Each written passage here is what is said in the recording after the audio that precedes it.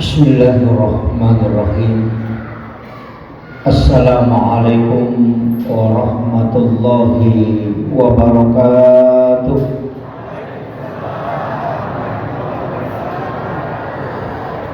Maulaya salli wa sallim daiman abada ala habibika khairil halqi kullihim huwal habibul ladzi turja syafa'atuhu likulli khawnin minal ahwalil muqtahimi ya rabbi bil mustafa balligh maqasidana waghfir lana ma madaya wasi'al karami ya rabbi bil mustafa balligh maqasidana waghfir lana ma madaya wasi'al karami ila hadratin Nabi Mustafa sallallahu ala sayyidina Muhammadin al-Fatihah. A'udzu billahi الشيطان الرجيم بسم الله الرحمن الرحيم الحمد لله رب العالمين الرحمن الرحيم مالك يوم الدين إياك نعبد وإياك نستعين اهدنا الصراط المستقيم صراط الذين أنعمت عليهم غير المغضوب عليهم ولا الضالين آمين. اللهم نور قلوبنا وقلوب جميع من حضر في مجلسنا هذا بنور المعرفة وعلم المكاشفة والبصيرة والإيمان والإسلام. يا فتاح يا عليم افتح قلوبنا وقلوبهم فتوح العارفين.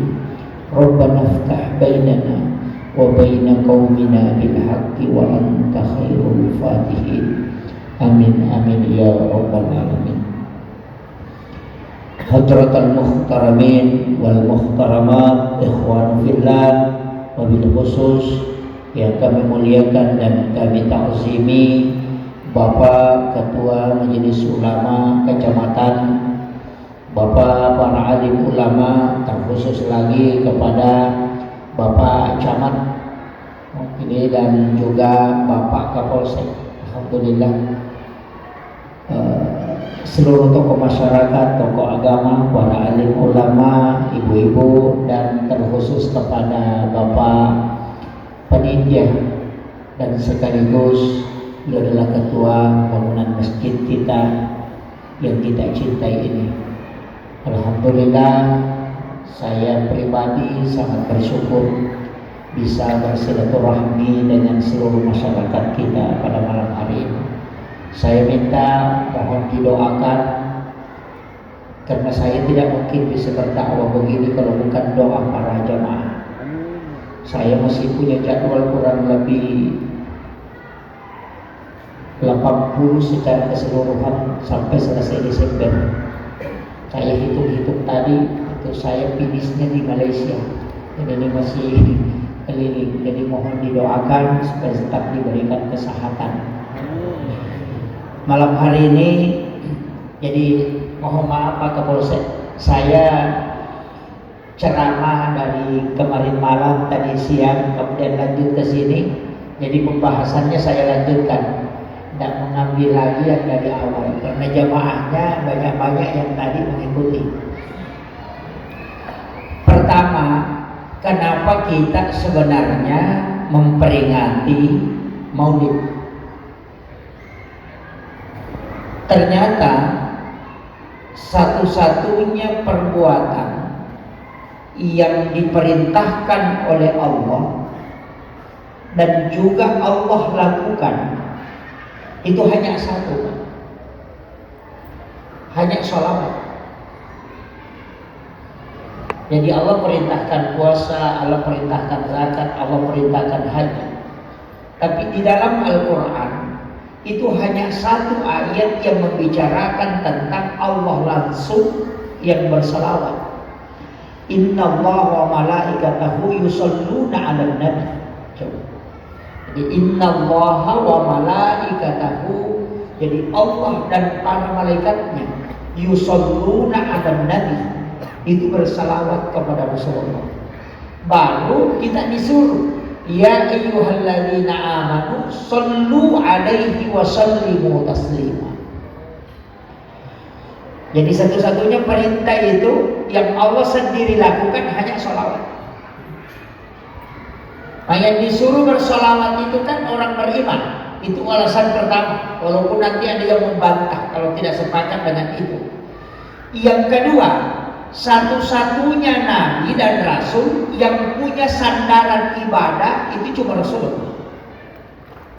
Jadi nabi yang lain itu tidak ada sandaran ibadahnya. Nabi Ibrahim itu sandaran ibadah larinya ke Allah, makanya disebut kewajiban untuk umatnya Nabi Ibrahim. Nabi Musa juga begitu, sandaran ibadah pasti lari ke wajib. Rasulullah itu ada sandaran ibadah ke dia. Walaupun ibadah itu untuk Allah, tapi disandarkan ke Nabi, hak prerogatif, otoritas istilahnya. Makanya Nabi yang bisa memberi syafaat karena ada otoritas ibadahnya. Apa itu? Semua kan punya turunan Pak. Sholat ada yang wajib, ada yang sunnah. Wajib disandarkan ke Allah, yang sunnah disandarkan ke Nabi. Kan begitu. Puasa ada puasa wajib, Ramadan ada puasa sunnah. Seperti puasa Senin Kamis itu kan disandarkan ke Nabi, makanya disebut puasa sunnah. Kemudian syahadat itu wajib, ada sholawat yang sunnah. Haji itu wajib, kemudian ada umrah itu sunnahnya. Makanya dalam agama itu, sejarah agama hanya Rasulullah yang diberikan khususnya, diberi otoritas bahwa ada ibadah itu disandarkan ke dia. Nabi Ibrahim tidak ada. Itu nanti ada alasannya. Nanti saya kasih tahu Pak. Kalau saya lupa, tolong ditanya. Biasanya ceramah itu lupa itu. Kemudian Rasulullah itu memberikan contoh pada hal-hal tertentu, tapi kita sebenarnya kalau tidak bisa mengikuti contoh pada hal-hal tertentu, yang penting memuliakannya. Saya kasih contoh. Nabi puasa pada hari Senin. Alasannya kenapa? Coba. Rasulullah itu puasa pada hari Senin. Ketika beliau ditanya, "Ya Rasulullah, mengapa engkau puasa hari Senin?" Jawabannya, "Karena saya dilahirkan pada hari Senin." Saya mau tanya, di sini hadis, apakah disunnahkan puasa hari Senin atau disunnahkan puasa pada hari kelahiran? Ini kan ada dua. Coba, mesti jamaah pikir ini dulu. Saya enggak ini. Saya cuma mau kasih tahu bahwa Rasulullah kan ditanya, kenapa puasa hari Senin? Mari kita puasa Senin. Maka dia minta, Rasulullah mengatakan, karena saya dilahirkan hari Senin. Berarti itu perintah. Apakah sunnah puasa hari Senin atau sunnah puasa kelahiran? Hah? Alasannya Nabi puasa hari Senin apa? Karena hari Senin hari kelahiran. Kalau mau mengikuti Nabi, berarti kita puasa di hari kelahiran. Kita lahir hari Senin atau hari apa?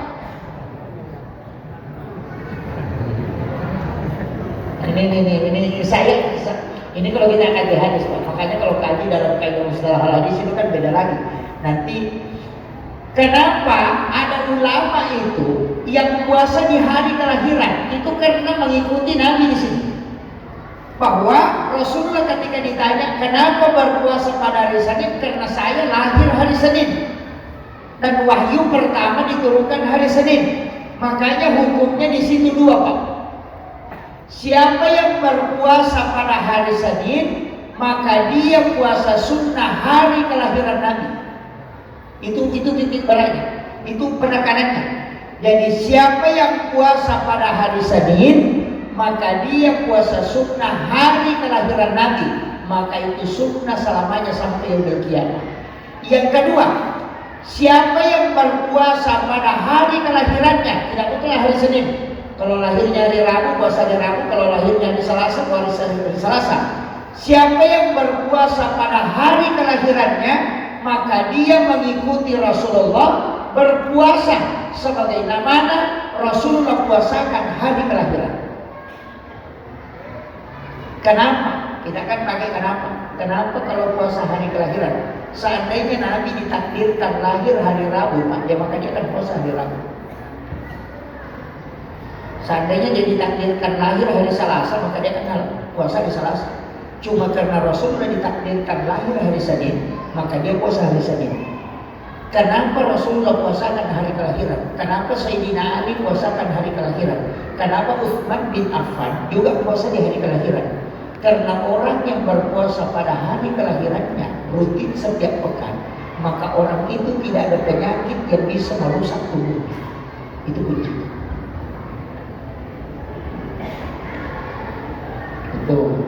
Kalau mau sehat, jarang kena penyakit, puasakan hari kelahiran. Itu termasuk Ki Hamid Pasuruan. Kalau yang dari Jawa pasti tahu. Ki Hamid Pasuruan itu puasa di hari kelahiran. Maka hikmahnya kenapa Rasulullah itu sakitnya jarang. Sakitnya orang beriman itu yang paling sering itu dua, demam dan sakit kepala. Kalau sakit kepala yang sangat sakit itu kemudian sebentar hilang, sebenarnya dia tidak makan obat, Pak. Karena itu dalam satu riwayat bahwa tanda orang yang beriman itu akan masih kena sakit kepala. Itu berarti imannya masih dijaga. Cuma ada obatnya itu, ada obatnya. Kita bangun mandi tengah malam, jam 2 malam kita mandi, itu bisa menghilangkan sakit kepala yang keras. Kalau ada yang sering sakit kepala, yang sering makan obat, kemudian tetap sering datang penyakit kepalanya, rutinkan saja mandi tengah malam, jam 2 malam, itu insya Allah itu akan hilang. Termasuk batuk yang tidak mau hilang itu, bangun mandi tengah malam akan hilang itu. Itu obat. Ini saya pelan-pelan. Saya ceramah 1 jam ya. Nah, ya 1 jam. Jangan 2 jam. Saya stres kalau 2 jam. Ini saya sudah ceramah mungkin 10 menit. Jadi gini. Yang kedua, kenapa puasa hari Kamis? Kenapa Rasulullah puasa hari Kamis? Karena hari Kamis pahala dan doa amaliyah itu di stop. Jadi malaikat itu kan mencatat. Malaikat itu mencatat, Pak. Setiap ibadah yang kita lakukan dicatat, tapi ada waktunya jadi stop, dilapor. Itu hari Kamis. Makanya hari Jumat itu hari pertama ibadah. Karena hari Kamis itu hari terakhir dalam satu pekannya. Kalau dalam 1 tahun itu disebut Sya'ban, pertengahan bulan Sya'ban.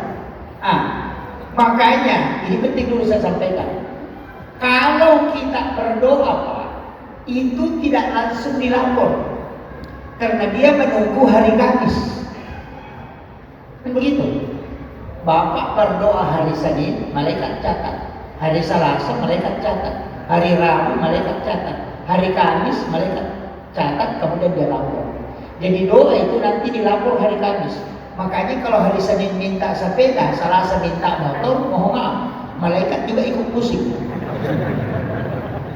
Terus stres itu. Ini saya pakai analogi sederhana, walaupun nanti ada kajian hadisnya, tapi tidak usah saya bacakan. Makanya ulama dari dulu itu mengajarkan kita doa yang tidak berubah-ubah, sehingga kita disuruh ikut doanya imam yang tidak berubah. Makanya ada mengatakan berjamaah 40 waktu sholat 40 hari itu doanya bisa mustajabah, karena doa imamnya tidak berganti-ganti. Kan begitu. Kayak sering kita, Pak, sholat subuh minta sepeda, sholat asar minta motor. Malaikat belum lapor, baru dicatat. Sama di Pak Camat, kalau ada laporan masyarakat, dia ketemu bupati misalnya, kantor ke kantor bupati 1 kali 1 bulan. Kalau Bapak mau minta kasih proposal Pak Camat hari ini, itu belum dilapor, Pak.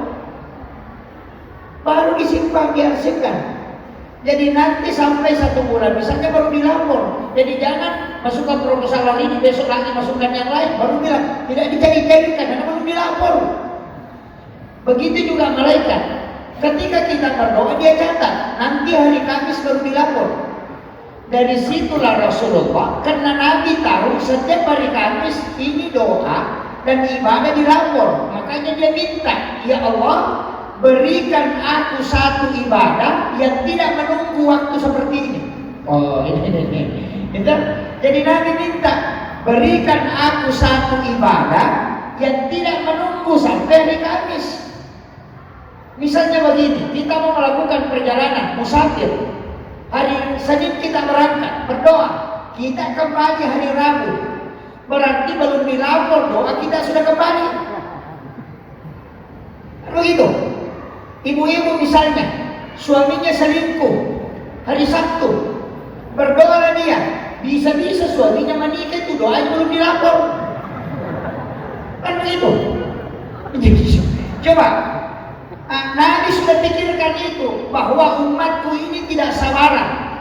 Ada sesuatu yang dia minta ingin cepat dibalas. Dia tidak sabaran. Makanya ada umat-umat terdahulu itu sampai doanya sampai 100 tahun baru diijabah. Ini umatnya Nabi, kalau itu yang ditunggu terlalu lama. Makanya Rasulullah minta, berikan khususia untuk umatku sehingga dia bisa ketika dia meminta itu langsung kepadamu tanpa melalui perantara, maka diturunkanlah perintah sholat.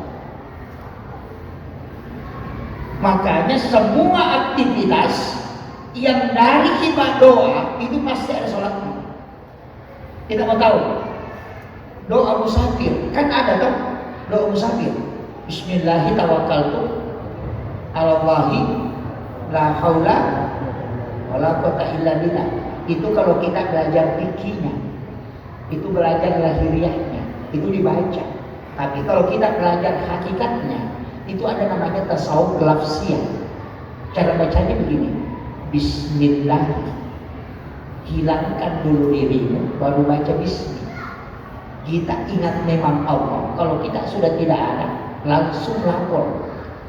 Jadi sebenarnya itu bagaimana cara mengingat. Kalau kita sudah tidak mengingat, berarti sudah mengingat. Berarti hilangkan dirimu, yang ada adalah Allah. Ketika engkau sudah mengingat, langsung sebut Bismillah. Baru ingat diri kita, tawakal itu. Baru kembalikan Allah.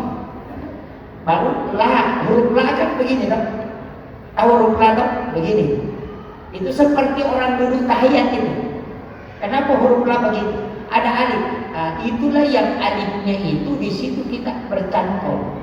Kemudian kita melihat diri kita sampai kemana kita mau pergi.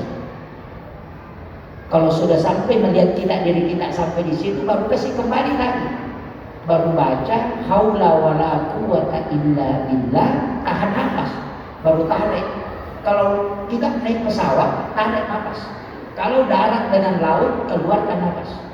Kalau tarik nafas begini kemudian ada yang nyangkut, baru masih ada di belakangnya, jangan merangkak. Itu musuh.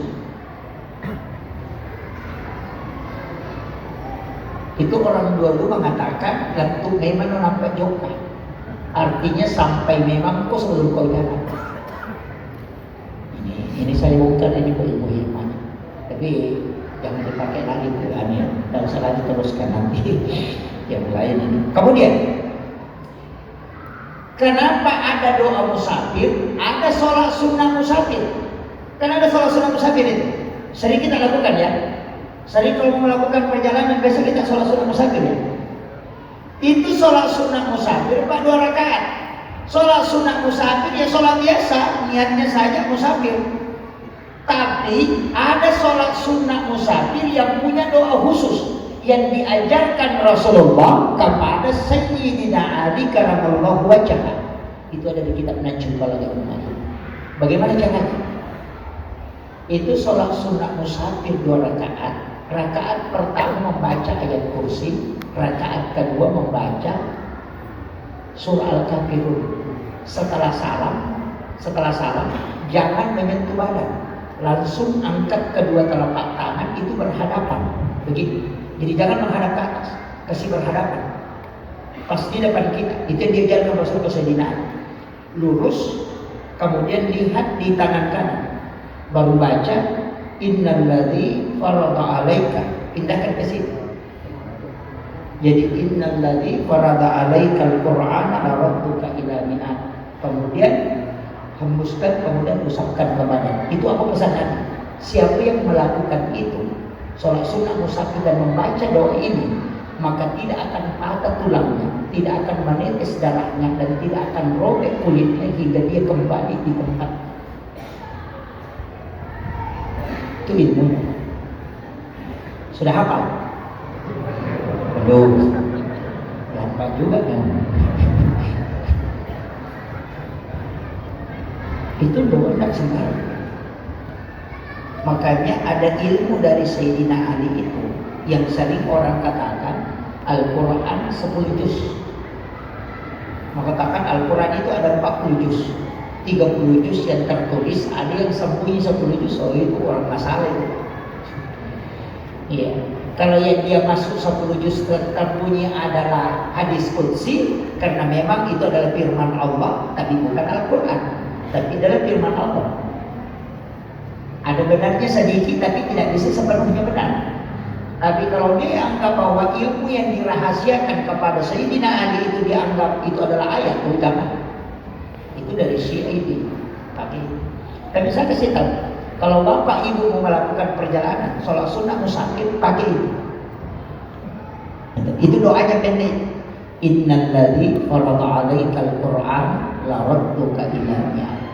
Insyaallah bisa kembali ke tempatnya.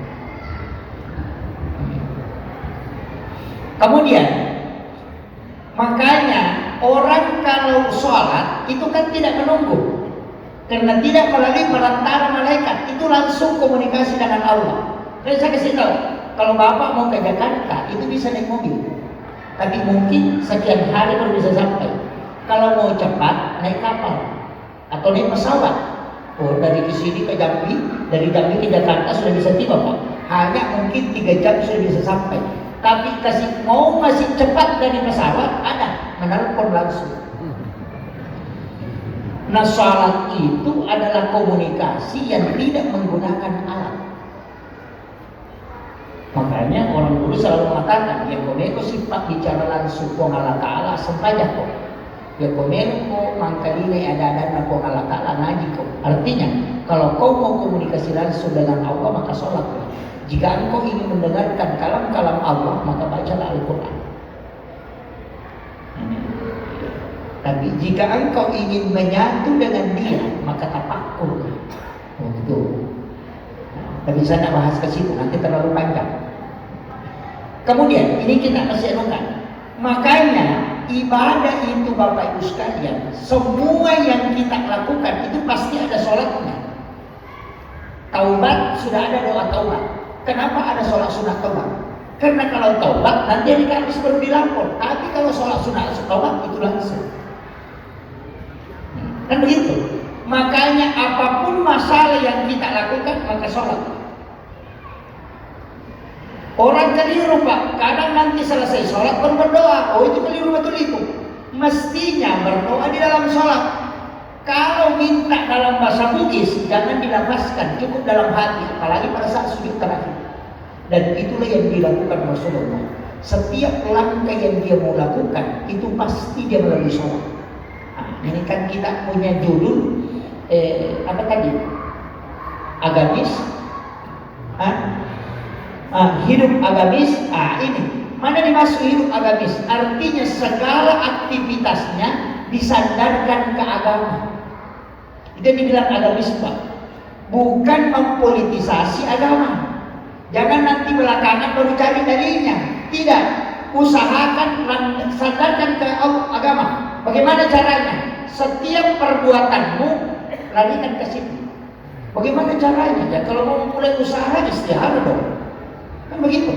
Sholat sunnah istihara, minta kepada Allah supaya diberikan petunjuk. Mau bangun sarang walid, ya istihara dulu. Mau menerima kalau ada lamaran, ya istihara. Jangan nanti selesai bermasalah anaknya baru bilang, kenapa begini? Karena Allah pasti bilang, kenapa kau tidak sandarkan ke aku baru kau menyesal? Karena yang kau sandarkan ke aku, nanti aku yang mudahkan semuanya. Tapi karena engkau yang mengatur sendiri, silahkan jalan sendiri. Kan begitu. Kalau dia disandarkan ke Allah, maka nanti dia mengatur. Karena yang tahu sekarang akan datang, itu cuma Allah. Yang kita tahu dia cuma nampak. Makanya semua aktivitas harus istihara. Cuma masalahnya, kadang kita tidak tahu bagaimana istihara itu. Sudah sholat, tapi bagaimana menunggunya. Makanya saya kasih istihara melalui istihara ganda. Namanya istihara bil Quran. Ini di kitab hikmah Pak. Orang belajar tasawuf itu 4 tahun, untung kalau dikasih. Bapak datang maulid, saya mau kasih. Saya mau ijazahkan ini. Ini mudah sekali. Ada 2 tuh, ada istihara bil Quran mutlak, ada istihara bis sholat wa bil Quran. Jadi ada 2. Makanya yang saya mau kasih, jangan istihara bil Quran mutlak, karena masih butuh penafsiran. Harus ditahu apa makna ayatnya, pesannya. Kalau istihara ganda, kita sholat sunnah dulu. Nah ini caranya. Sholat sunnah dulu 2 rakaat. Sholat sunnah istihara 2 rakaat. Setelah itu ambil Al-Quran, buka bagian tengah-tengah, jangan pinggirnya. Jadi kita tutup mata baca sholawat atau salami Rasulullah. Kemudian kita sampaikan hajat kita dalam hati, bahwa saya melakukan ini untuk tahu ini sesuatu apa yang kita mau tahu. Jadi kita bukakan Al-Quran bagian tengah-tengah. Kemudian kan 2 lembar kiri kanan. Kan bukan 2 lembar, 2 halaman kan kiri kanan. Nah, kita hitung, cari huruf H dengan huruf Shin.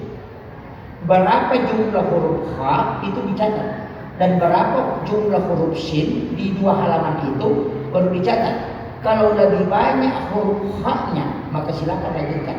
Tapi kalau banyak huruf Shin-nya daripada huruf H-nya, jangan lakukan. Simbol huruf Shin itu adalah syarr, sedangkan simbol huruf H itu khair, bagus. Sudah ditanya nih? Tidak usah saya ulang ya. Ada orang yang lamar anak kita, tidak usah tanyakan apakah dia orang baik. Biar dia tidak baik saat ini, kalau kau istiharakan dan lebih banyak khairnya, terima dia dan dia akan berubah. Itu. Ini penting saya sampaikan. Ini ilmunya. Apapun usaha, kalau ada orang yang ngajak kerjasama, kita mau tahu apa ini baik atau tidak, sholat sunnah bagi 2 rakaat, ambil Al-Quran, bukan, kemudian hitung itu. Kalau lebih banyak huruf Shin-nya, jangan lakukan. Lebih baik kau sampaikan bahwa saya belum siap. Ini yang dipakai. Sudah tahu toh? Oh ini saya ijazahkan untuk ini. Hajaz toko. Kemudian yang kedua, Rasulullah itu kan kuncinya begini. Kenapa setiap ibadah disandarkan ke dia, kemudian dia dapat bonus? Nah inilah yang menyebabkan kita sebenarnya melaksanakan maulid, karena kita sangat cinta kepada Rasulullah. Nah kecintaan kita alasannya apa? Kita akan cari alasan itu kalau cinta. Biasanya orang kalau cinta kepada kekasihnya, oh karena dia cantik, karena dia begini. Kenapa kita cinta Rasulullah? Karena kita tidak pernah melihatnya. Karena pernah melihat, hanya diceritakan, tapi kita selalu rindu dengan dia. Saya kasih tahu, Rasulullah itu sudah meminta. Apa doanya Nabi yang dijawab oleh Allah? Ada 22 doanya Nabi, cuma 1 yang tidak dijawab. Yang 1 ini, ketika Nabi meminta, saya dulu kasih tahu yang tidak dijawab. Dia mengatakan, ya Allah, jangan jadikan umatku bertengkar sehingga saling melakukan pertumpahan darah dan saling membunuh. Apa kata Allah? Ini doa Muhammad, saya tidak ijabah. Jadi kalau umatnya Rasulullah berperang saling membunuh, itu sudah doa yang tidak diijabah memang. Makanya Sunni dengan Syiah itu saling membunuh. Itu dua-duanya umat Islam. Dan Islam akan hancur bukan karena non-Muslim, tapi Islam akan hancur dengan Islam. Karena ada doanya Nabi sebelumnya. Jangan jadikan umatku ini dikalahkan oleh umat-umat lain. Allah mengijabah ini. Ini. Kemudian yang kedua, ini yang diterima doanya Nabi. Ya Allah, umur umatku jangan terlalu panjang, pendekkan umurnya, dan itu diterima. Makanya di hadis itu, likulli shay'in hasabi wa hasabi ummati baina sittina wa sab'in. Umur umatnya Nabi itu antara 60-70 tahun. Tidak lama. Kenapa Nabi minta pendek? Padahal umat kayak Nabi Daud itu kan 900 tahun lebih. Ada Nabi yang ada umat Nabi sampai 1000 tahun. Nabi minta cukup antara 60-70. Nabi batasi itu. Makanya kalau ada keluarga kita meninggal di umur 60, umur 70, 60 lebih, jangan bersedih Pak, karena itu Nabi yang memanggil dia. Hakikatnya begitu.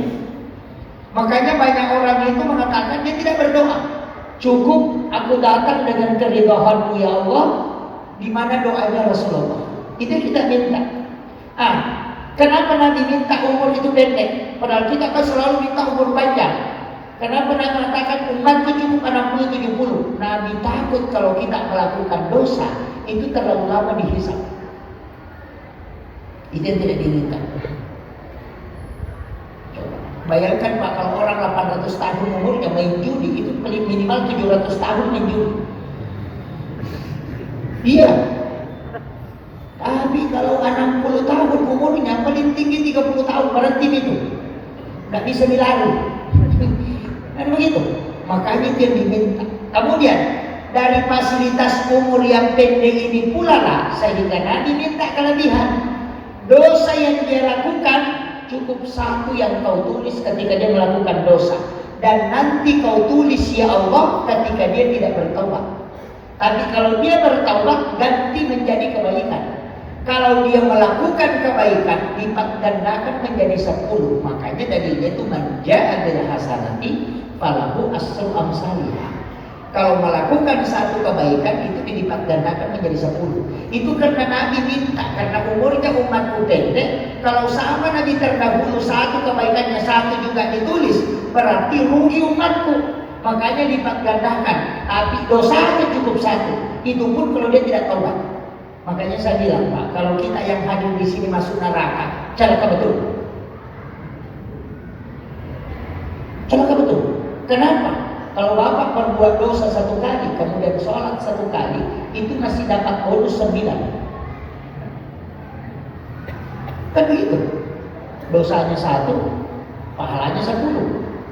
Kan begitu. Cuma jangan pakai ini untuk berdosa ya. Jangan kalau saya mau dipakai. Tidak, inilah tanda rahmatnya Allah kepada umatnya Rasulullah. Ini yang banyak orang tidak tahu sehingga itu cintanya ke Nabi biasa-biasa aja. Ini coba.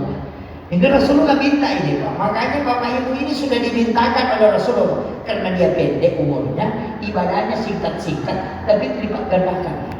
Makanya semua ibadah yang diperintahkan oleh Allah itu dilipat gandakan. Bahkan ada pahala yang tidak terbatas. Sedekah, Bapak pernah sedekah tidak terbatas pahalanya. Kalau Bapak bilang karena Allah 10.000, berarti dikali 10. Nanti kalau panitia masjid pasang di masjid, dia belikan amplop, kita pakai sholat baru pahalanya jalan. Bertambah terus kalau orang tanpa di sholat. Tapi itu pahalanya di awal itu cuma 10. Tapi mau gak dapat pahala tidak terbatas. Bersedekah tapi tidak terbatas. Ambil ranking 2, masih ada kan ranking 1-nya. Ranking 2-nya, kalau sedekah jangan pernah tahu berapa disedekahkan. Caranya bagaimana? Masukkan uang di saku, uang 100, uang 50, uang 20, uang 10.000. Nanti kalau lewat celengan, tutup mata, ambil 1 lembar, masukkan ke dalam celengan. Jangan lihat uang berapa, itu hadis qudsi. Allah mengatakan, siapa hambaku yang memberikan kepadaku, dia tidak menghitungnya, maka aku pun akan membalasnya dengan tidak menghitungnya pula. Itu hadis qudsi. Itu tingkatan kedua ini Pak, belum pertama ini. Masih nomor 2 ini. Mau ambil yang paling tinggi enggak? Ada sedekah yang paling tinggi, mau ambil? Inilah yang bisa dipakai mengobati penyakit ketika dokter sudah angkat tangan. Itu sudah bisa dipakai. Namanya bertawassul dengan amal rahasia. Ini bisa dipakai. Kalau ada orang punya penyakit dan tidak bisa sembuh-sembuh dengan kedokteran, tidak bisa, dokter sudah angkat tangan, pakai ini. Karena Nabi mengatakan dau mardaku bisadaqah, obati penyakitmu dengan sedekah. Tidak semua sedekah Pak, ada sedekah yang bisa mengobati penyakit, ada yang tidak.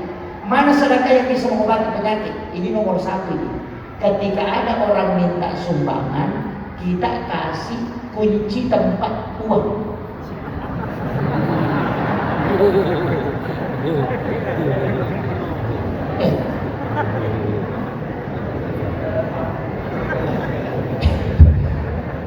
Kira-kira bisa? Tidak. Karena yang kita pikirkan, bagaimana kalau ngambil semua? Dari sinilah ulama kita mengatakan, ketika kau masih menganggap bahwa harta adalah milikmu, pasti kau akan menolak itu. Tapi ketika engkau menganggap bahwa harta adalah titipan Allah, maka kau tidak akan pernah ragu memberikannya. Oh, biar ustaz takut juga itu. Tapi itu tingkatan yang paling tinggi. Saya ngaji tasawuf, Pak. Itu diberitahu semua tingkatan ibadah seperti itu. Sampai ada sholat itu, Pak. Yang sholat itu kita tidak hitung. Namanya sholat sunnah mutlak. Kita tidak hitung rakaatnya. Kerjakan saja sampai dilupa. Kalau sudah dilupa, berhenti kerjakan. Artinya dilupa, sudah berapa rakaat kita tidak tahu. Nanti Allah yang menghitungnya. Karena yang dimasuk banyak itu ketika kau sudah tidak tahu berapa jumlahnya. Makanya ada sikit itu tidak dihitung. Kalau kita hitung 10.000 itu sedikit karena masih ada 20.000 di atasnya. Tapi manakala kau tidak bisa tahu jumlahnya, maka itu sudah banyak karena Allah yang menghitungnya. Itu kan kalau ngaji tasawuf, Pak. Sama air seperti ini. Panitia hidangkan air seperti ini halal, Pak. Tapi ini belum berkah. Ulama tasawuf kalau orang menghidangkan makanan, menghidangkan air, itu kalau seperti ini itu cuma halal. Dia belum ambil. Dia tidak minum itu. Kecuali dipersilahkan baru dia minum. Karena itu dianggap berkah. Tapi tidak usah, Pak, sudah tadi. Bisa lagi dipersilahkan. Makanya dia mengatakan makanan dan minuman yang halal itu belum tentu berkah. Tapi yang berkah itu pasti halal. Jadi ukuran tasawuf itu susah, Pak. Kalau kita ngatur tasawuf sama dengan singgah di warung, Pak. Tadi saya dikasih makan di warung. Kalau makan di warung itu, kalau ulama tasawuf itu mesti bayar dulu baru makan. Jangan makan dulu baru bayar. Kalau kita makan dulu baru bayar, itu sama kalau kita ambil mangganya tetangga. Nanti kita sudah makan baru kita minta. Makanya ulama tasawuf mengatakan jangan biasakan dirimu masuk makanan yang tidak jelas hukumnya. Karena dia akan mengotori hatimu dan engkau akan buta dari sesuatu yang rahasia. Ini kalau kita ngaji tasawuf agak berat ya. Sampai kalau ngaji tasawuf wudu, kita hitung wudu itu kan batal kalau menyentuh kemaluan, menyentuh perempuan itu kan begitu batal. Tapi kalau ulama sufi berbohong itu membuat wudu itu sudah kotor. Jadi kalau kau sudah pakai wudumu berbohong, jangan pakai sholat, karena itu sudah kotor. Itu kalau tasawuf. Kayaknya nggak benar itu. Nggak usah dibahas ke tasawuf ya, nanti stres kita. Sama dengan baju, Pak. Baju yang dipakai sholat kalau ulama sufi itu kuncinya cuma satu di depannya. Kalau ada pakaianmu malu kau pakai katamu Pak Bupati, mestinya kau lebih malu pakai katamu dengan Allah. Kadang-kadang kita kalau mau ke pesta pernikahan baju batik yang indah sudah disediakan dipakai parfum, tapi kalau mau sholat pakai baju kos. Di mana penghargaanmu dan akhlakmu di hadapan Allah? Ketika sesama manusia engkau memperbaiki pakaian, tapi untuk menghadap ketemu Allah kau pakai pakaian biasa, itu imanmu belum matang. Itu satu ulama kita. Yang paling parah itu imam. Nah, ini kena imam lagi nih. Tolong imam jangan marahi saya ya. Ini imam kadang-kala kalau sholat rakaat pertama yang bacaannya keras itu Fatihahnya bagus dilakukan Bismillahirrahmanirrahim. Tapi ketika rakaat ketiga dan keempat yang bacaannya tidak terdengar, itu dia baca cepat dengan bacaan biasa. Kenapa di rakaat pertama kau perindah dan kenapa di rakaat terakhir kau tidak perindah? Karena kau menganggap bahwa yang pertama manusia dengarkan, yang kedua tidak. Berarti sholatmu bukan untuk Allah, tapi itu untuk orang. Maka kau sholat tidak dapat apa-apa. Itu kalau tasawuf. Ini teguran buat kita. Imam itu untuk imam, tapi imam jangan marah. Malas saya cuma mengingatkan aja. Iya, sebenarnya kita kan begitu. Kadang kalau bacanya yang didengar orang, kita perbagus itu. Ambil lagu-lagunya, sekalinya yang tidak didengar orang, itu kita baca biasa saja. Padahal semua bacaan itu untuk Allah. Arahnya. Tapi kenapa ada indah, ada tidak? Karena kita mengatakan ini didengar, ini tidak didengar. Berarti sholatnya untuk orang, bukan untuk Allah. Itu batak itu. Ya, jadi ini tidak berat ya. Ngajinya kita tidak berat ya. Hah? Kalau bilang berat, saya ambil yang ringan. Tidak ya? Oh iya, saya bahasakan sederhana. Karena kajian agama itu Pak ada 3. Ada kajian Islam, ada kajian iman, ada kajian ihsan. Kalau kajian Islam itu hukum-hukum ulama, ini disebut fuqaha. Mazhabnya Syafi'i, Maliki, Hanafi, Ahmad bin Hanbal. Ini pasti berbeda pendapat, tidak mungkin satu pendapat. Sama dengan masjid ini Pak. Ini masjid kalau kita pakai mazhab Syafi'i ini tidak boleh dipakai sholat. Iya, masjid ini kalau mazhab Syafi'i tidak bisa ditempati sholat. Kenapa? Karena masjid ini dibangun dari bata merah. Bata merah itu kan dari tanah. Tanah yang bercampur ada najisnya. Dan benda yang ada najisnya itu disebut mutanajis. Makanya tidak bisa ditempati. Tapi untung ada pendapatnya Abu Hanifah yang mengatakan najis yang sudah dibakar itu hilang. Dan batu merah itu dibakar dulu baru dipakai. Tanya aman toh? Itu pikirnya begitu Pak. Sama dengan perempuan. Kalau Imam Syafi'i, istri itu bukan mahram kita. Makanya sentuhan kulit suami istri tanpa pelapis itu batal wudu. Karena istri itu bukan muhrim. Kenapa dia katakan bukan muhrim? Yang lain mengatakan muhrim. Imam Syafi'i bersikuku istri bukan muhrim. Ketika sentuhan dengan istri tanpa pelapis itu batal wudu. Alasannya kenapa? Istri yang muhrim itu Pak syaratnya 2. Tidak boleh dinikahi dan tidak boleh digauli, itu muhrim. Makanya anak itu muhrim, ibu itu muhrim, saudara itu muhrim karena tidak boleh dinikahi dan tidak boleh digauli. Nah istri dinikahi dan digauli, artinya bukan muhrim. Makanya istri itu bukan hak milik, tapi dia hak utama, hak pakai.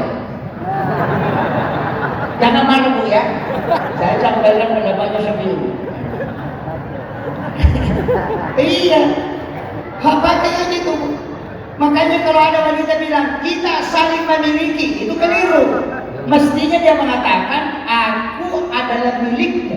Itulah yang disampaikan Khadijah ketika Rasulullah menikahinya. Seluruh harta dan diriku adalah milikmu dan aku adalah tawananmu. Coba, Khadijah itu sudah mengatakan itu. Semua hartaku adalah milikmu, usahakan diriku sepenuhnya. Diriku adalah milikmu. Tapi dia tidak mengatakan kita saling memiliki. Tidak. Sudah paham Bu? Mungkin protes, tidak bisa begitu Pak Ustaz. Kita kan sudah menikah, oh cocok. Kenapa ulama fikih mengatakan istri itu dimiliki, tapi istri punya tanggung jawab ke suami? Dari situlah sehingga talak tidak bisa jatuh kalau dari istri, kecuali kalau di pengadilan. Makanya laki-laki kalau dia mengatakan saya talak kamu itu bisa langsung jatuh. Tapi kalau istri bilang talak, dia 100 kali sampai jungkir balik itu tidak bisa kena hukum. Kenapa? Karena dia yang dimiliki. Ini harus tahu hukumnya. Dari situ alasannya Pak. Udah paham? Kalau belum paham saya putar sedikit. Contohnya begini. Kalau saya mau beli HP, misalnya saya mau beli HP, saya harus periksa dulu. HP yang bisa pakai YouTube, bisa pakai Facebook, kameranya bagus. Nah, saya tanya, berapa harga HP ini? Dia mengatakan 4 juta. Saya boleh tawar, tidak bisa kurang, saya bayar. Membayar HP itu sama dengan menghitbah perempuan. Makanya yang membayar mahar itu laki-laki. Karena itu harganya wanita. Makanya kalau ada orang saya mau melamar si anu syaratnya begini-begini. Nah, berapa harganya? Artinya berapa maharnya? Itu kan wajib. So mengatakan misalnya maharnya seperangkat alat sholat. Salah juga itu Pak. Kalau ada petugas sarang mengatakan seperangkat alat sholat, berarti musolanya, tempat wudhunya, mikrofonnya ikut semua itu. Kan seperangkat kok. Iya, mestinya dia mengatakan 1 pasang pakaian sholat. Jangan bilang seperangkat alat sholat, ya tempat wudhunya juga ikut, menaranya juga ikut itu. Iya betul. Harus diperjelas dulu bahasa Indonesia Pak itu. fatal. Cuma karena ini sering diucapkan orang, kita ikut-ikutan. Padahal kalau mau dipakai itu kan seperangkat, kan semua. Tempat wudhu ikut, ambrahnya ikut, amplinya ikut, mikrofonnya ikut, itu seperangkat itu. Kalau satu pasang pakaian sholat, di situ talpungnya ada sajadahnya. Di sini bilang apa? Ada juga. Tapi itu dari pakai. Nah, kemudian makanya ketika saya mau ambil HP ini, saya bayar. Tapi ketika saya sudah bayar, itu jadi menjadi milik saya kan? Karena saya sudah bayar, saya sudah beli. Pertanyaannya, karena saya sudah beli berarti saya miliki. Tapi pertanyaan baliknya, apakah HP itu memiliki saya? Kan tidak, cuma dia punya tanggungan ke saya. Kalau saya mau beli HP baru bisa kan? Ya bisa. Nah, itulah sehingga Imam Syafi'i mengatakan kalau mau menikah dia tidak minta izin. Itu di situ cuma negara kita mengatakan ini kacau kalau ini dipakai. Maka pakailah hukum bahwa kalau mau menikah harus ada istri demi maslahatnya. Harus ada persetujuan istri pertama. Itu harus kita pahami dong, Pak. Makanya kadang orang bicara hukum lupa aturan negara. Oh itu batal itu. Ini. Sudah paham Bu? Nah ini, jangan marah-marah Bu ya. Jadi jangan bilang lagi kita saling memiliki. Oh enggak. Bilang bahwa aku ini adalah milik. Oh itu yang mantap. Kemudian Syafi'i mengatakan ketika sentuhan kan batal. Tapi kalau mazhabnya Syafi'i mau dibawa ke Mekah untuk haji, insya Allah Bapak Ibu tidak haji dan pulang ke Indonesia, cuma pergi tanah suci berwudu baru pulang. Karena kalau tawaf pasti ketemu perempuan dan bagus sentuh. Jadi kalau sentuh batal masuk lagi berwudu, keluar dari tempat wudu sentuh lagi kembali lagi. Insya Allah Bapak itu tidak haji, cuma pergi tanah suci berwudu. Kalau pakai mazhabnya Syafi'i. Pentingnya mazhab supaya kita bisa tahu kaidahnya. Oh ini pasnya dipakai di sini. Kalau nanti berat kita pakai ini. Sama aja dengan ini Pak. Semua ulama kalau bersedekah dengan uang haram itu haram. Uang korupsi haram, narkoba haram, kupon putih haram, pemain judi haram. Kalau kita sudah tahu ini orang main judi dan dia bersedekah langsung tolak. Gak boleh, kapan diterima itu pegawai syaratnya di PP 4 kali itu nanti dari kemudian dipukul kepalanya. Ya, kenapa? Karena dia tidak menolak haram. Yang kedua dihukumi sekongkol karena menerima uang haram. Yang ketiga mengotori tempat suci. Yang keempat ibadahnya orang tidak berkah gara-gara dia. Makanya pada tugas saya panitia pembangunan, panitia masjid yang tadi uang dari sedekahnya pemain judi, sedekahnya orang tidak jelas, oh itu dapat bagian nanti. Kalau pakai pendapat Syafi'i, Maliki, Hanafi, Ahmad bin Hanbal, karena yang dia lihat dasar hukum hartanya. Tapi kalau pakai pendapatnya Syekh Yusuf Qaradawi justru sebaliknya. Kalau pemain judi bersedekah, ambil. Kalau kau tidak ambil, kau bisa berdosa.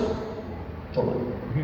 Itu bertolak belakang. Alasannya saya suka dari kenapa? Karena dia lihat makasihnya. Tadi satu melihat hukumnya, satu melihat dampaknya. Kalau pemain judi bersedekah, kau ambil uangnya, otomatis uang itu dia sudah tidak pakai lagi main judi. Dan di situ alasannya. Maka dia kau boto mas sumpah ala lalu daripada nak bagi si boto. Nanti dia main judi, main perempuan juga, mas sabu-sabu juga, main minum nak keras. Artinya tambah lebih banyak dosanya kalau kau tidak ambil. Makanya ambil supaya dia tercegah dari dosa. Coba, justru kadang itu. Tapi ya hati-hati, pisahkan, jangan dicampur. Dibikinkan kotak, sumbangan apa botol. Kira-kira begitulah. Sumbangannya pemain judi. Tapi bisa kan dipakai? Bisa. Di mana? Ketika bangun menara, pakai di situ. bangun WC pakai di situ, bangun pagar pakai di situ, karena dia bukan tempat sholat, cuma dia adalah pelengkap. Bangun WC septic tank pakai di situ, tempat kotoran apa-apa, karena tidak tempat di sholat. Itu serius super banget. Ini. Tapi kalau pendapat yang kedua, yang ketiga, ini kita bahas fikih dulu nih, sebelum masuk ke tasawuf. Tidak lagi masuk ke hakikat maulid ini. Saya mudah-mudahan ada waktu nanti selesai bisa saya bahas. Ini 1 jam toh. Oh ini tinggal 15 menit ini. Iya betul Pak.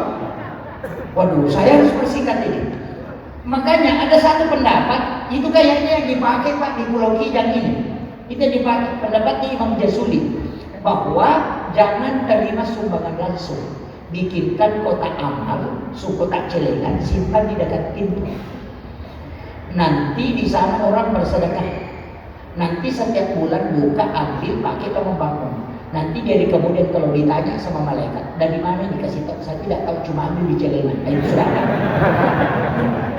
Panitia masjid kan nama gitu. Kan gitu. Dia kan tidak ditanya lagi kan? Saya tidak tahu, cuma di kotak amal saya ambil. Tapi kalau kau terima lihat, oh ini pemain judi, pasti ditanya, kau tahu toh? Oh iya, tunggu di sini dulu, ditanya kau dulu. Tapi kalau ambil di kotak amal, saya tidak tahu malaikat. Oh ya sudah, kalau tidak tahu lewat aja. Itu Imam Jasuli itu. Makanya ulama kita dari dulu itu selalu pakai kaidah fikih supaya tidak memberatkan masyarakat. Pendapat yang banyak ini bukan untuk merepotkan, tapi untuk mencari jalan keluar ketika menghadapi jalan buntu. Kan begitu. Jadi berbeda pendapat itu tidak usah pusing Pak, karena Allah yang mengatakan walizalika khalaqahum, demikian memang aku ciptakan. Saya kasih contoh yang terakhir untuk begini. Imam Syafi'i ketika ada ayam ditabrak mobil, kemudian kita masih bergerak, kita tangkap, kemudian kita sembelih, itu haram. Biasa lakukan toh.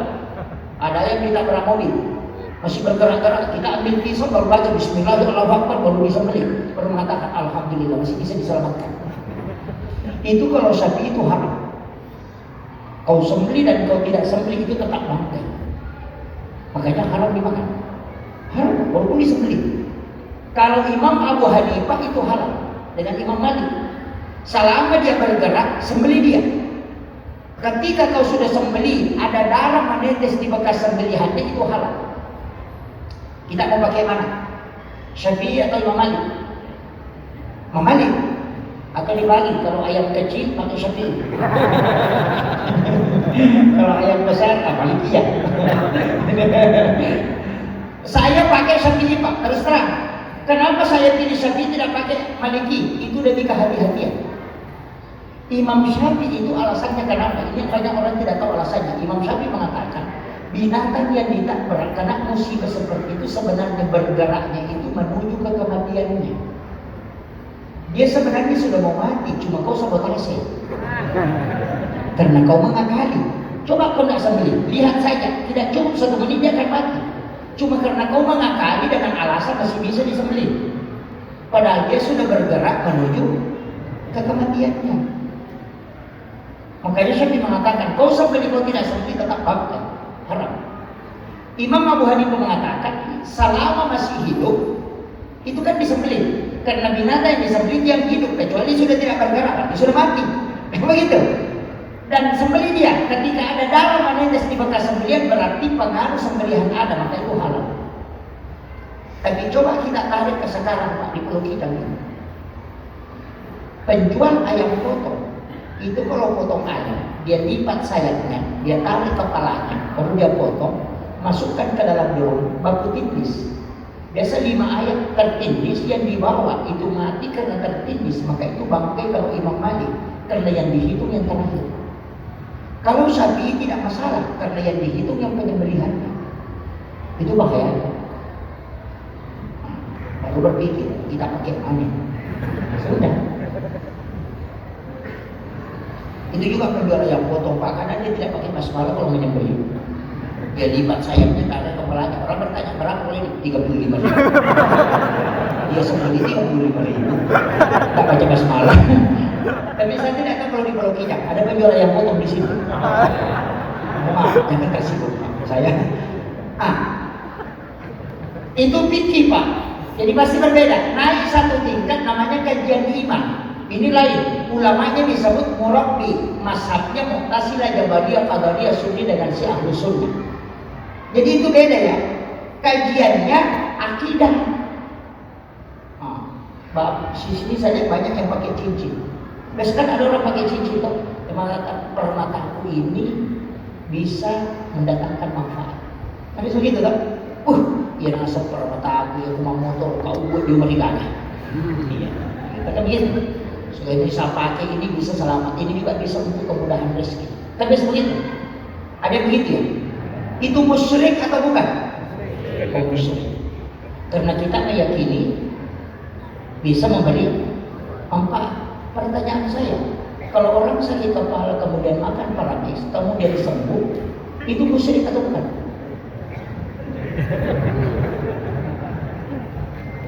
Hah? Pusing deh, tidak bisa jawab lagi. Kalau kita mengatakan batu cincin ini bisa memberi manfaat, tapi ketika kita makan paramis mengatakan saya makan obat sakit kepala saya berhenti, itu musyrik atau bukan? Pusing. Tauhid itu Pak memposisikan Allah pada posisinya, tapi memposisikan benda adalah sesuatu yang didatangkan oleh Allah. Sama di Pak Camat. Pak Camat ada di kecamatan ini itu karena perintah Pak Bupati. Pak Camat ini punya manfaat. Jangan mengatakan, orang mengatakan Pak Camat manfaatnya itu sudah menyadari dari Bupati. Sama dengan ini tadi. Cincin itu kita tidak boleh mengatakan ini yang menyelamatkan saya. Katakan bahwa segala sesuatu yang diciptakan oleh Allah pasti ada manfaatnya. Tapi bukan dari bendanya. Itu manfaatnya Allah yang menurunkan. Cuma dia melalui cincinnya. Dia melalui obatnya. Itu akidah. Sudah paham? Kalau mau Pak dikatakan semua yang memberi manfaat itu musyrik, makan kenyang, musyrik juga itu karena nasi yang bikin kenyang. Minum berarti haus, musyrik juga itu. Kan begitu? Makanya paham dulu. Naik satu tingkat lagi. Kan tadi fuqaha fikih itu hukum-hukum. Naik satu tingkat disebut kajian ihsan, kajian iman. Ulamanya disebut murabbi. Naik satu tingkat disebut kajian ihsan. Ulamanya disebut mursyid. Di mazhabnya ada Khalwatiyah sama, ada Saktari, ada Khalwatiyah Yusufiyah, ada Hakikatul Muhammadiyah. Inilah masuk tarekat. Jadi bapak kalau mau khusyuk dalam sholat tanya ulama tarekat. Kalau mau bapak tahu hukum sah sholatnya atau tidak tanya ulama fikih. Kalau mau akidahnya kuat tanya ulama tauhid. Udah paham? Kadang orang Pak belajar di fikih, mau khusyuk sholatnya belajar ke ulama fikih. Tidak bisa. Takbirnya Allahu Akbar. Tidak bisa khusyuk. Karena kau pakai kaidah gerakan untuk khusyuk, tidak bisa. Yang bisa dipakai itu hakikat. Sama dengan penyakit Pak. Kalau jantungmu sakit, jangan pergi tanya dokter kulit. Kan begitu? Udah paham? Ini kalau saya lanjutkan panjang sekali. Nah, kita masuk ke hakikat maulid. Ini saya janjikan tadi di masjid sebelah ini.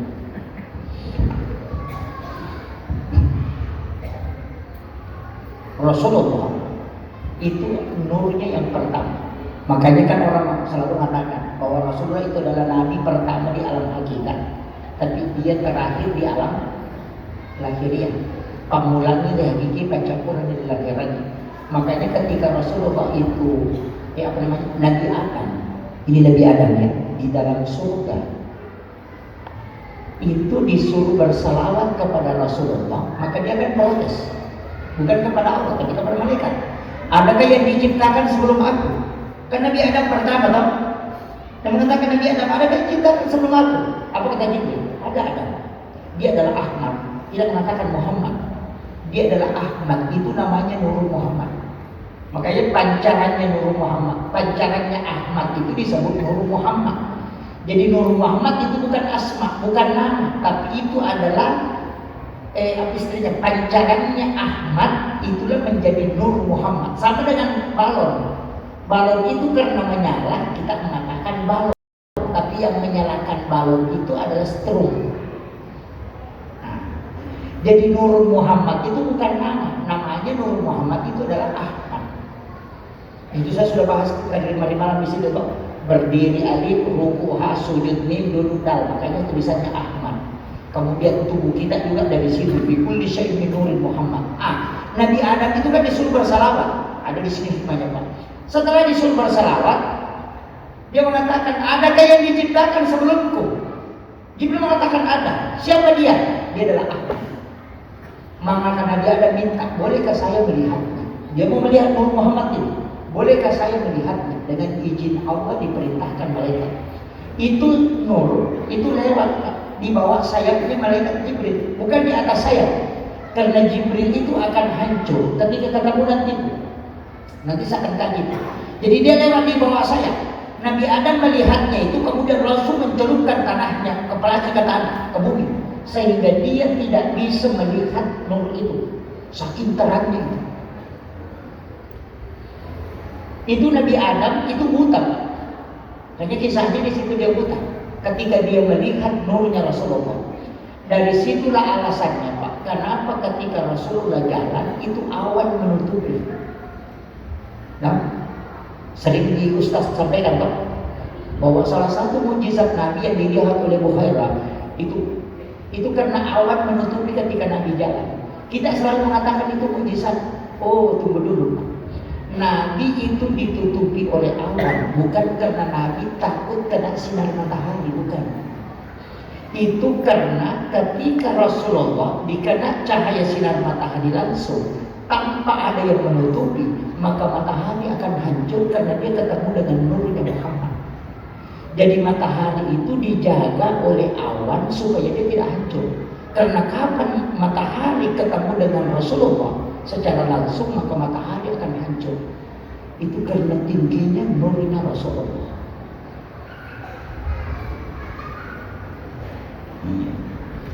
Makanya ada ulama kita mengatakan di alam hakikat itu bahwa ketika Nabi Musa ingin melihat Allah, disuruh melihat ke gunung. Itu bukan Allah yang menampakkan nurnya di situ, itu baru nurnya Rasulullah ke situ. Makanya gunung itu meletus. Apalagi kalau nurnya Allah yang mau turun, bumi tidak bisa.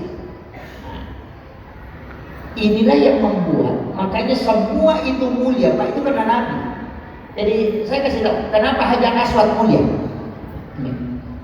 Kenapa azizun alaihi ma'anittum harisun alaikum bil mu'minina raufur rahim? Kenapa Hajar Aswad mulia? Itu Hajar Aswad mulia karena bukan karena dia batu kan? Itu bukan mulia karena dari surganya, tapi mulia karena Rasulullah pernah menciumnya. Seandainya Nabi tidak pernah mencium Hajar Aswad, sampai hari ini tidak ada orang mencium Hajar Aswad kalau dia tahu. Jadi Hajar Aswad itu mulia karena Rasulullah pernah mencium. Ini. Sama dengan surga Pak. Kenapa kita mau masuk surga? Karena Nabi ada di sana. Begini. Ini. Tapi tidak usah kita bahas terlebih jauh. Nabi Adam itu mencelupkan kepalanya sehingga matanya buta. Dari situlah ketika dia mengangkat kepalanya, dia membaca marhaban bika ya habibi qurrata aini ya Rasulullah. Inilah yang disebutkan Rasulullah dalam hadis yang diriwayatkan oleh Imam Daruqutni. Siapa yang membaca marhaban bika ya habibi qurrata aini ya Rasulullah ketika namaku disebut dalam azan, makanya ketika muazzin mengatakan asyhadu anna Muhammadar Rasulullah, pertemukan kedua ibu jari, kuku ibu jari, baru baca marhaban bika ya habibi qurrata aini ya Rasulullah, baru cium, baru usapkan ke mata 3 kali. Rasulullah mengatakan siapa yang melakukan itu maka dia tidak akan buta matanya hingga dia meninggal. Kalau bapak ibu tidak mau pakai kacamata, pakai itu. Sudah hafal? Belum? Kalau susah pakai yang kedua. Jangan pakai marhaban bika. Apa yang dipakai? Ketika berwudu, membasuh muka, jangan tutup mata, buka. Itu obat mata. Kalau basuh muka kan, kalau baru wudhu kan, buka mata dan niatkan sebagai obat. Itu akan hilang yang berselaput itu yang menghalangi pandangan kita. Itu berkahnya wudhu itu. Kalau tidak bisa lagi pakai yang ketiga. Kamu mengatakan, wah perih mata itu Ustaz, pakai yang ketiga. Kalau sambil membaca Al-Quran, tapi ini harus mengaji. Nanti kalau membaca Al-Quran, menemukan ayat yang ada kalimat Sami'un Basir, sehingga di situ baru letakkan kedua ibu jari di atas ayat itu. Sami dan Basir, letakkan ibu jari di situ, baru masukkan ke langit-langit, baru baca sholawat, baru masukkan ke mata kita. Tarik ke belakang, baru tekan ini yang kuping, tekan sedikit sampai agak berdengung, kemudian baca la haula wala quwata illa billah. Orang yang melakukan itu matanya tidak buta dan juga pendengarannya tidak berubah hingga dia meninggal. Itu. Sudah hafal itu toh? Kalau masih belum bisa, pakai yang keempat. Pergi ke toko kacamata, ukur baru balik. Itu jalan pintas, tidak pakai kacamata. Saya punya mursyid di Doba, 90 tahun lebih umurnya, itu tidak pakai kacamata. Kalau ada koran di atas meja, itu duduk begini dan bisa baca. Padahal bulu alisnya itu sudah hampir menutupi matanya, tapi dia tidak pakai kacamata. Itu doanya itu setiap azan itu. Makanya saya sampaikan itu tidak sembarang itu. Makanya semua nabi itu kan bersalawat. Nabi Adam ketika ingin menikahi Hawa, itu kan disuruh bersalawat. Maharnya kan salawat 11 kali. Ibu-ibu cari salawatnya Nabi Adam kepada Hawa. Itu yang dipakai dengan salawat nikah batin. Kalau ibu-ibu tahu itu suaminya tidak bisa menikah lagi, tidak bisa. Biar bagaimana mau menikah tidak bisa. Kalau ibu temukan itu salawatnya Nabi Adam kepada Rasulullah ketika dia menikahi Hawa sebagai maharnya. Itulah disebut dengan salawat nikah batin. Ini kan nikah batin banyak orang tidak paham. Ruh itu kan ada 3 Pak, ruh idhafi, ruhul qadim, ruhul hayat.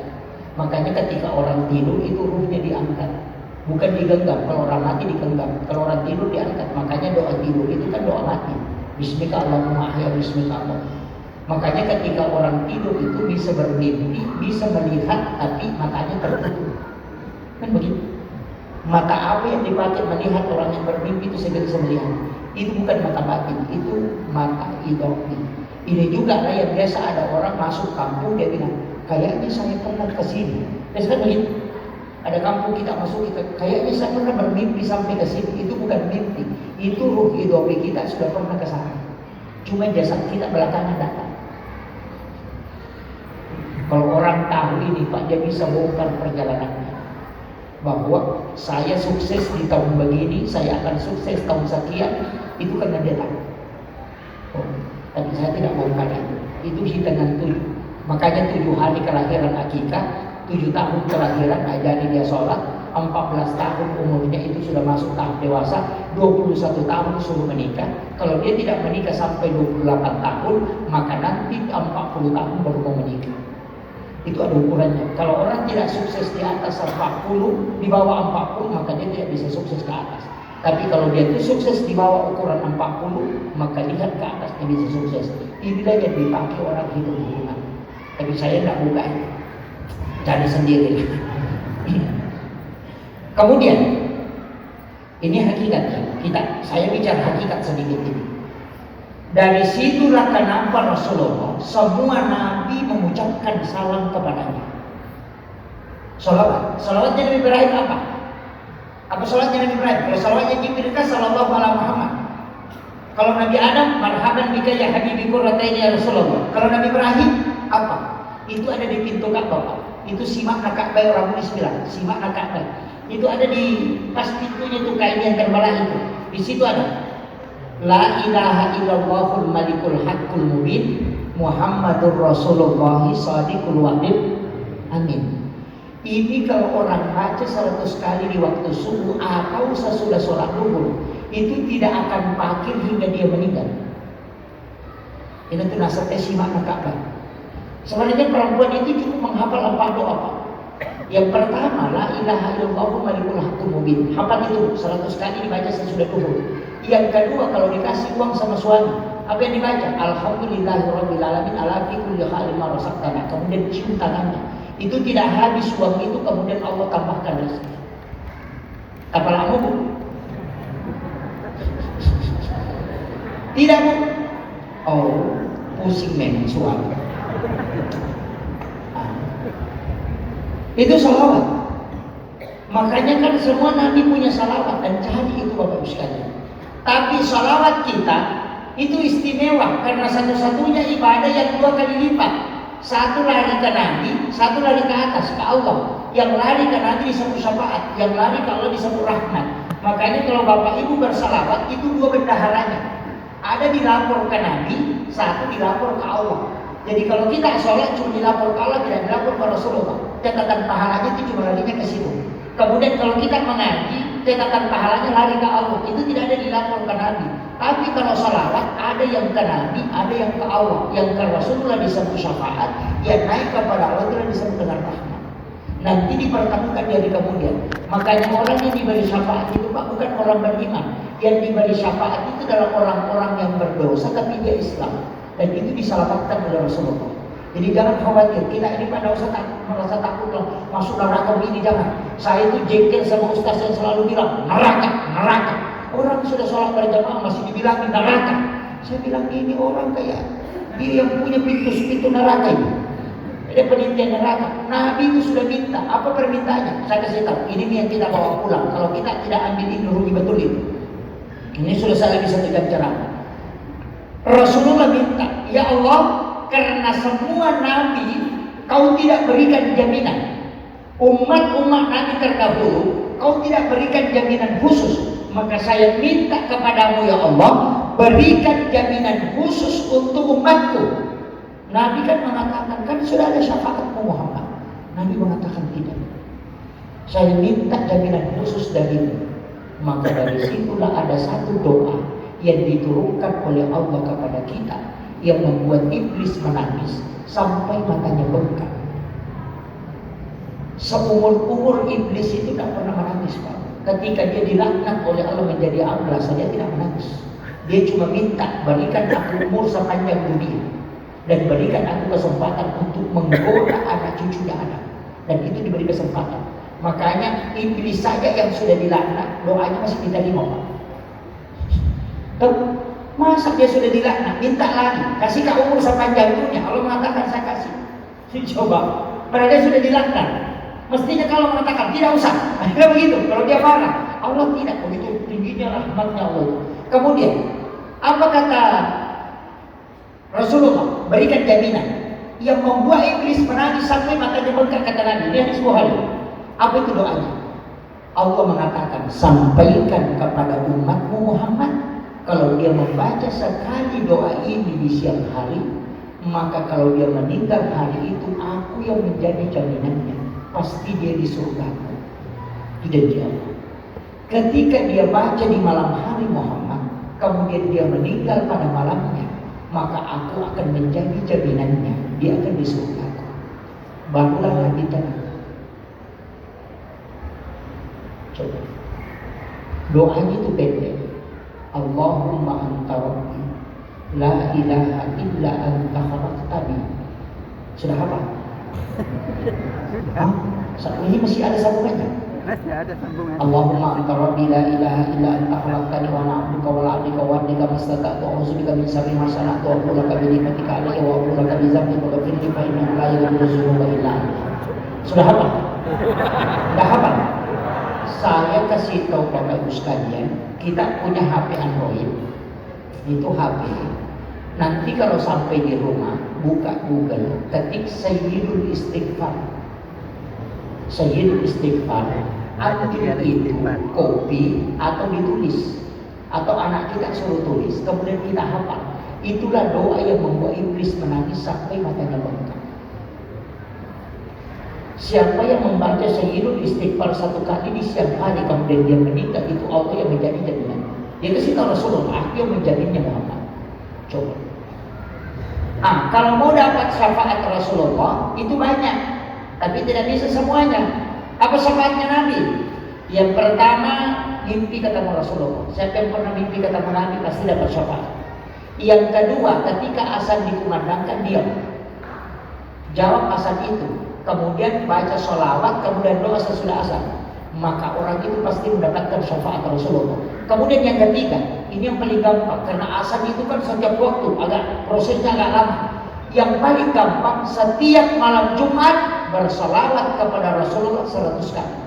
Itu janji Nabi. Siapa yang bersalawat kepadaku 100 kali setiap malam Jumat, maka pasti dia mendapatkan syafaatku. Kenapa? Bapak ibu bersalawat ini malam, itu malaikat yang melapor. Dibawa ke kuburannya Nabi dan itu dilapor. Tapi kalau bapak ibu bersalawat di malam Jumat, itu tidak pakai perantara malaikat, karena Nabi langsung mendengarnya. Makanya khususnya malam Jumat kita disuruh banyak sholawat, karena itu Nabi langsung mendengar. Satu-satunya malam yang sholawatnya langsung didengar itu cuma malam Jumat. Itu tidak melakukan perantara malaikat. Rasulullah mengatakan setiap sholawat umatku di malam Jumat itu langsung kepada aku. Makanya salami dulu kan, salam dan salawat atau assalatu wassalamu alaika ayyuhan nabi wa rahmatullahi wa barakatuh. Tunduk, jangan langsung diteruskan, biarkan Rasulullah menjawab, baru kita lagi mengulang assalatu wassalamu alaika ayyuhan nabi wa rahmatullahi wa barakatuh. Tunduk, tahan sejenak, biarkan Rasulullah menjawab. Itu 3 kali baru kita kirimkan salam kepada Rasulullah, kita kirimkan salawat. Assalatu wassalamu alaika ayyuhan nabi, itu kan salawat, salam. Sedangkan Allahumma sholli ala sayyidina Muhammad itu salawat. Salam supaya kita diperhatikan, salawat supaya diberi syafaat. Itu 2 hal yang berbeda. Saya kira ini yang penting saya wasiatkan.